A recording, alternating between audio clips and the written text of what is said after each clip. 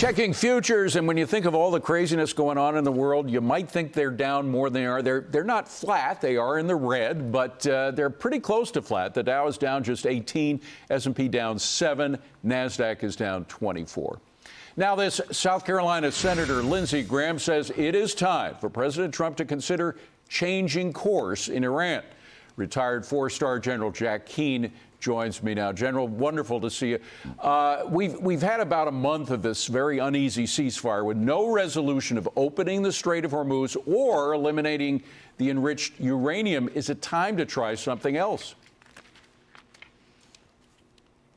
Yeah, absolutely. I mean, where we are right now, I mean, you're absolutely right. We've gone through, 4+ weeks of negotiations, because the Iranians flagged to the United States, that they were seriously interested in making a deal.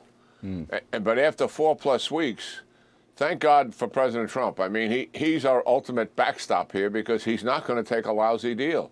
And just look at what the Iranians are proposing to us. One, to keep part of their nuclear enterprise, and that obviously is not acceptable. Two, to maintain sovereignty over the Straits of Hormuz indefinitely. And then the other three are all about, we know the regime is likely going to survive even if we return to combat operations, but we would want it to be so weakened that it's vulnerable to collapse. But if we make this deal, 3 of the provisions that they're asking for are all about financing their recovery. Unfreeze the frozen assets, remove the sanctions, and we want reparations for the damage that's being done. So certainly, President Trump has absolutely rejected that. I think we've given negotiations truly a test of time to see if it would work, and it's not going to work. And my judgment is the best thing to do is go back and finish what we started in terms of assigned military objectives. Let CENTCOM and IDF go back to combat operations, and also, when that's completed, open up the Straits of Hormuz. And listen, hold hostage Kharg Island. We're blocking it right now. But the Iranians, if we go back to combat operations, are likely to hit as primary targets the oil and gas facilities that exist in the Gulf region of our allies. We can tell them straight out, if you do that, we will begin not just to blockade everything coming out of Kharg Island, but we will begin to gradually dismantle it and take away your capability to actually use any of it, which represents 80% of their revenue. So we hold all the cards here. We have always held all the cards, David. It's just that we gave them an opportunity to play a decent hand, and they're not. They're not taking it at all, clearly. General, next one for you. President Trump is set to meet with Xi Jinping in Beijing this week.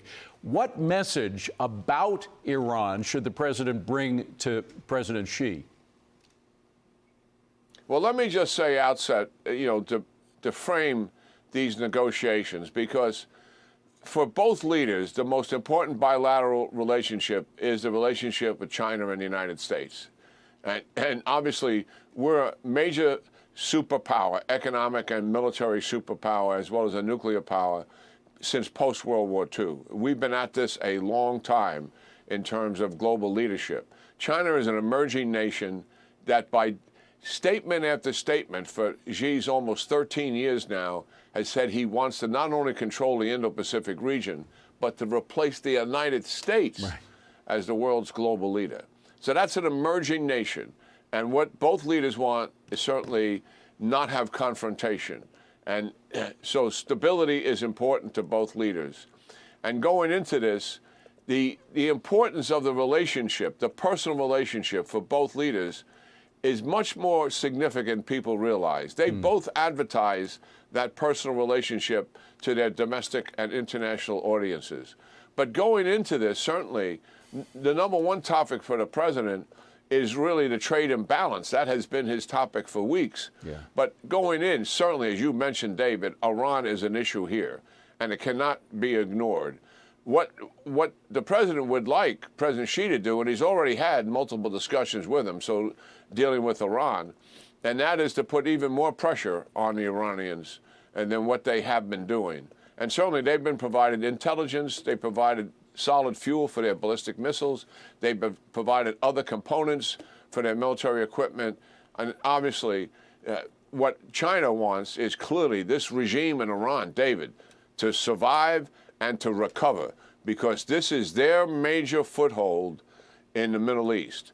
And they certainly welcome Iran being able to push back on the United States over the Straits of Hormuz, even though they're being penalized along with that. They like the leverage it gives them. But they know full well that the United States hasn't exercised their full power here. And I think President Xi would want to keep that away from actually happening, because they don't want, David, they don't want the regime's existence to be put at risk by returning to combat operations and making the regime so vulnerable, not just because of economic warfare, but also because of the assigned military objectives. Well, and so, yeah, it's going to be on the table for sure. China needs Iranian oil, and I'm wondering if the president could offer a little bit of a carrot to the stick in dealing with Iran for China and saying, look, we got a lot of natural gas online. We got a lot of extra oil as a result of drill, baby, drill. Maybe, you know, you could start thinking about buying from us instead of relying on so heavily on the Iranians.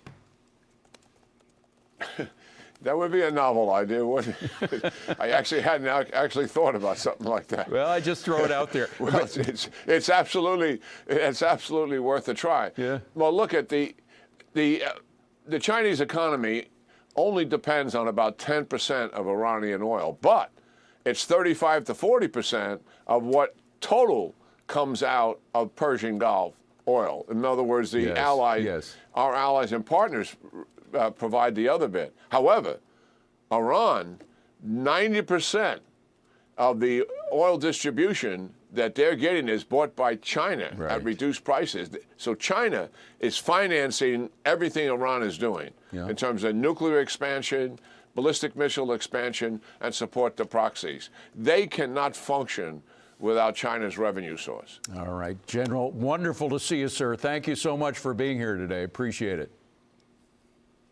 Yeah, great talking to you, David.